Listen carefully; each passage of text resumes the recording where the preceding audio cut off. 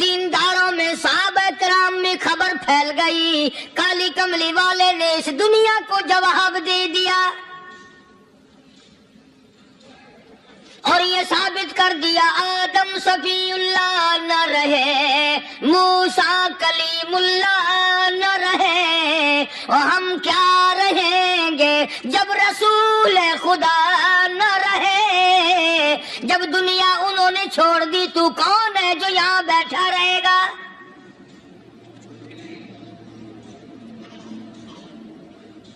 سیدنا فاروق اعظم رضی اللہ تعالیٰ عنہ جیسے بہادر فرمانے لگے، جو یوں کہے گا میرے نبی فوت ہو گئے میں اس کی گردن اتار ماروں گا، میرا نبی فوت نہیں ہو سکتا، میرا نبی دنیا سے نہیں جا سکتا، میرا نبی ہمیشہ ہمیشہ کے لیے رہے گا۔ لیکن جناب ابو بکر صدیق نے قرآن کریم کی آیت سنا کر کے سمجھایا، فرمایا وما محمد الا رسول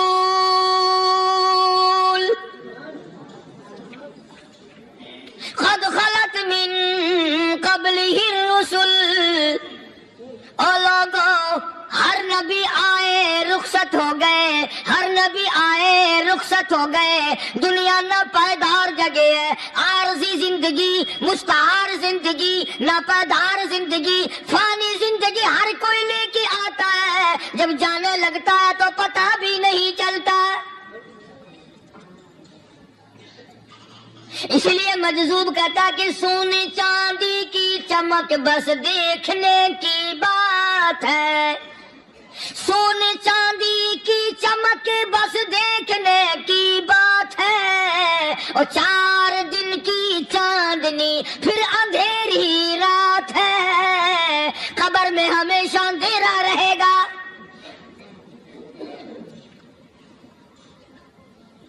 صحابہ اکرام نے وہ صدمہ دیکھا، وہ پریشانی دیکھی، کائنات میں کسی نے نہیں دیکھی۔ کسی نے بیوی کے مرنے کا صدمہ اٹھایا ہوگا، کسی نے جوان بیٹے کی موت کا صدمہ دیکھا ہوگا، کسی نے امی کے مرنے کا صدمہ دیکھا ہوگا، کسی نے ابا کے مرنے کا صدمہ دیکھا ہوگا۔ خدا کی قسم بلال سے جا کے پوچھو، جب کالی کملی والے کا تجھے دیدار نہ ملا تیرا کیا حال بنا؟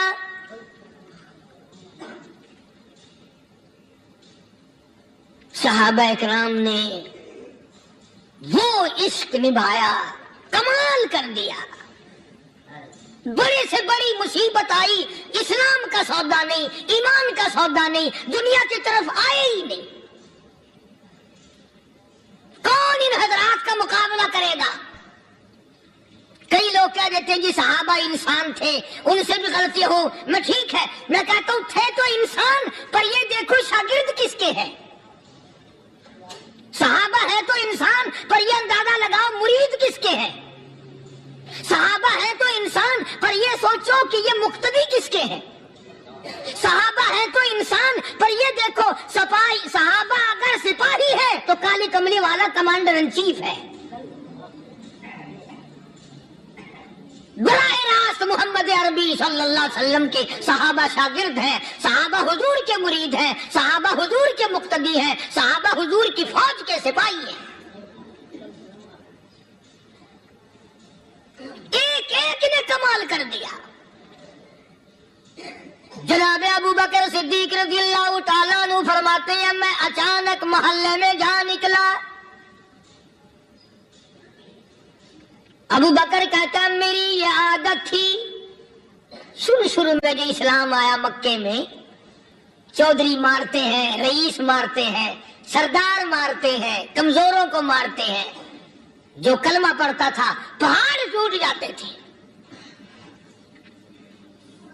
پیر پکڑ کر مکی کی گلیوں میں گھسیٹا جاتا تھا، چمڑا ادھر جاتا تھا۔ آج یہ بات کہنا بڑا آسان ہے، تبلیغی ساتھی سفر کرتے ہیں، تکلیف اٹھاتے ہیں، اگر جی جاؤ کافروں کو کلمہ سکھا کے آؤ، اور کلمہ تو تیرے پلے نہیں تو کافروں کو تو پھر پہنچائیں گے نا۔ 80 سال کی عمر ہے، کلمہ صحیح نہیں آتا،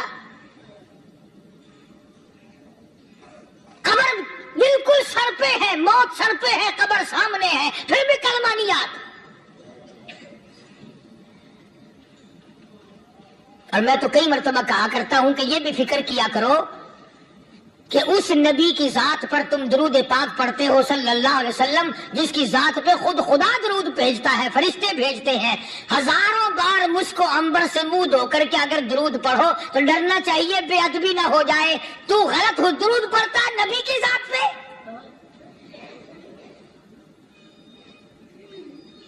اور اس کو صحیح کرنے کا فکر نہیں رکھتا۔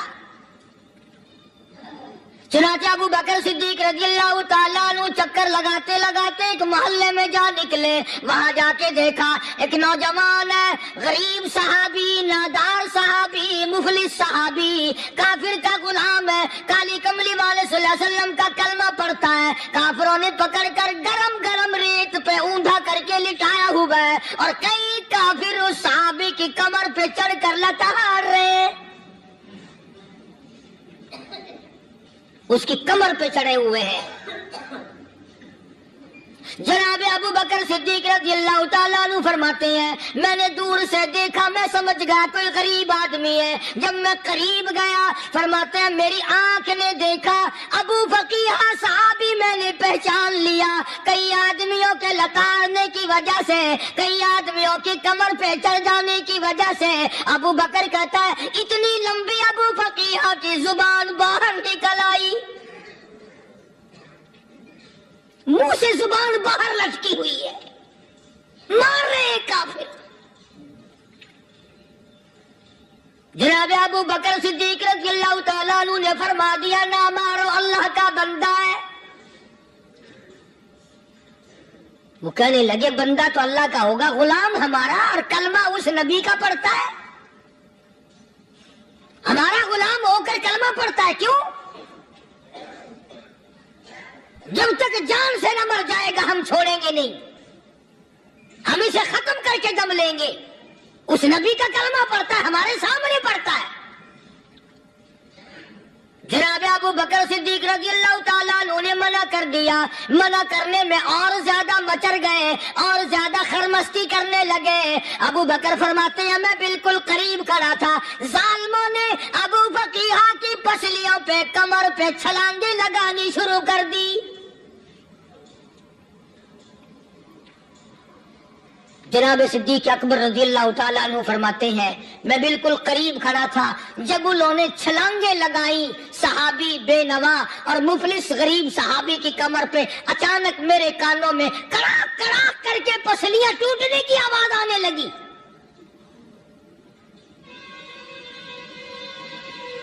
میرے سے برداشت نہ ہوا، میں برداشت نہ کر سکا۔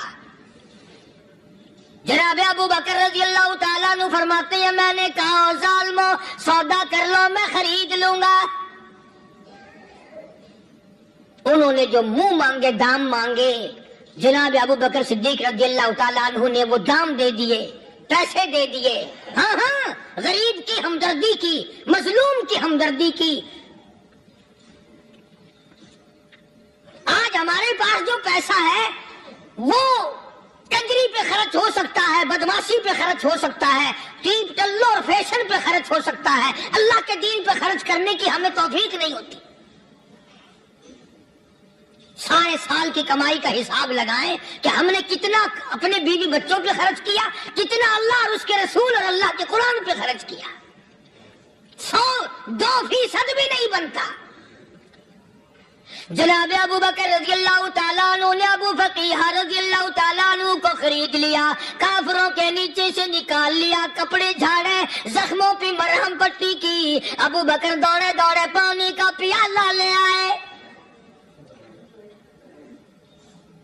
اور فرمانے لگے ابو فقیہ تجھے بڑی مار پڑی ہے، بڑی تکلیف پہنچی ہے، میں نے تیری زبان باہر لٹکی ہوئی دیکھی، نکلی ہوئی دیکھی، خشکی آ گئی ہوگی، زبان پہ کانٹے جم گئے ہوں گے، تھوڑا سا پانی پی لے۔ ابو فقیہ کہتا ابو بکر تیرے احسان کا بدلہ خدا دے گا، تیری مہربانیوں کا بدلہ خدا دے گا، میں نہیں دے سکتا، تو نے پیسے خرچ کر کے مجھے آزاد کرایا، میں تجھے دعا دے سکتا ہوں، میں غریب ہوں، میں نادار ہوں، میں مفلس ہوں، میں مسکین ہوں، اور ابو بکر تنگ نہ کر، میں پانی پی نہیں سکتا۔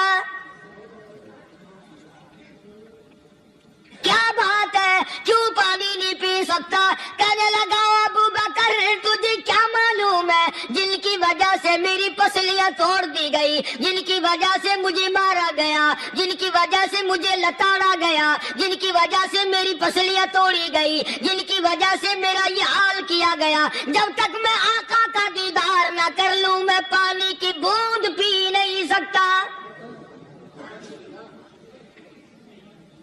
मुझे पहले शरबत दीदार पीना है। मैंने सरकार मदीना सल्लल्लाहु अलैहि वसल्लम की ज़ियारत पहले करूंगा, पानी बाद में पीऊंगा। ओ अबू फकीहा तुझे तो बड़ी सख्त मार पड़ी है, तुझे तो बड़ी तकलीफ पहुंचाई गई है, मैं तुझे हुजूर के दरबार में लेके चलूंगा, तू पानी तो पी ले।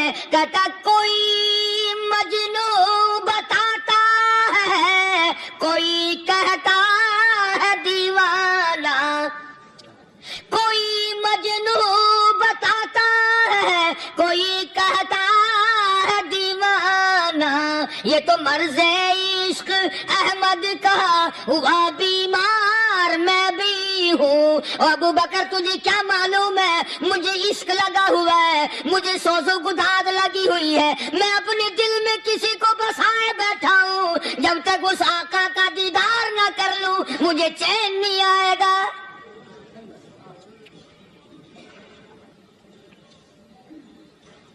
हमें औरतों से मोहब्बत है, हमें औलाद से मोहब्बत है, हमें कोठी बंगले से प्यार है, हमें रुपए से प्यार है, हमें बड़ी जाहो हशम से प्यार है, और खुदा और उसके रसूल से प्यार करने वाले लोग मदीने के कब्रिस्तान में सो गए। कुरान से प्यार करने वाले लोग हुजूर के दरबारी लोग वहीं सो गए। अंदाजा लगाओ, कोई मार खा के अपने माँ बाप के पास जाएगा, कोई भाई बरादरी में जाएगा, कोई थाने में रिपोर्ट लिखवाने जाएगा, कोई अस्पताल में सर्टिफिकेट लेने जाएगा, कोई डॉक्टरी कराने जाएगा। अबू फकीहा तुम कितने खुश नसीब हो, इमामुल अंबिया के दरबार में चले हो।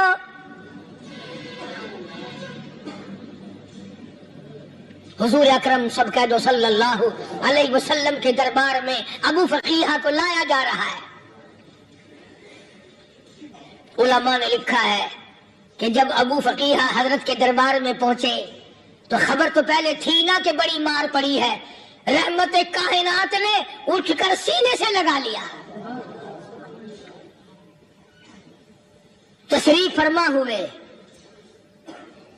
फरमाया अबू फकीहा जी हुजूर मैंने सुना है तूने पानी नहीं पिया, इतनी मार पड़ी, तेरी पसलियां तोड़ दी गई, तेरी कमर पे छलांगे लगाई गई, तुझे गरम गरम लेट पे लिटाया गया, तेरी जुबान बाहर निकल आई और मैंने सुना है तूने पानी नहीं पिया।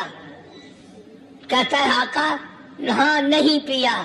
फरमाया क्यों, क्यों नहीं पिया? कहता है आका मैं उस वक्त पानी पीता मेरे मुंह में सिर्फ पानी जाता, अब पीऊंगा हाथ तेरा होगा मुंह मेरा होगा, पानी मेरे मुंह में जाएगा, मुझे हौज़े कौसर का मजा यही आ जाएगा, मुझे लुत्फ आएगा मोहम्मद अरबी सल्लल्लाहु अलैहि वसल्लम के हाथ से पानी पीने का। उलमा ने लिखा है कि हजरत ने जब अपने रहमत वाले हाथ से हाँ वो उंगली चांद को इशारा किया, जिगर फंसकर टुकड़े हो गए, वो उंगली इशारा किया सूरज वापस हो गया, वो उंगली दरख्त अपनी जड़ें छोड़कर पैगंबर के कदमों में आ गए, वो उंगली जिनमें कंकर पहाड़ के लिए तो कलमा पढ़ना शुरू कर दिया, वो उंगली ऊंट की तरफ की तो बोल पड़ा, वो उंगली चिड़िया सामने आई तो उन्होंने शिकायत कर दी, वो उंगली जिनको देख करके बैतुल्लाह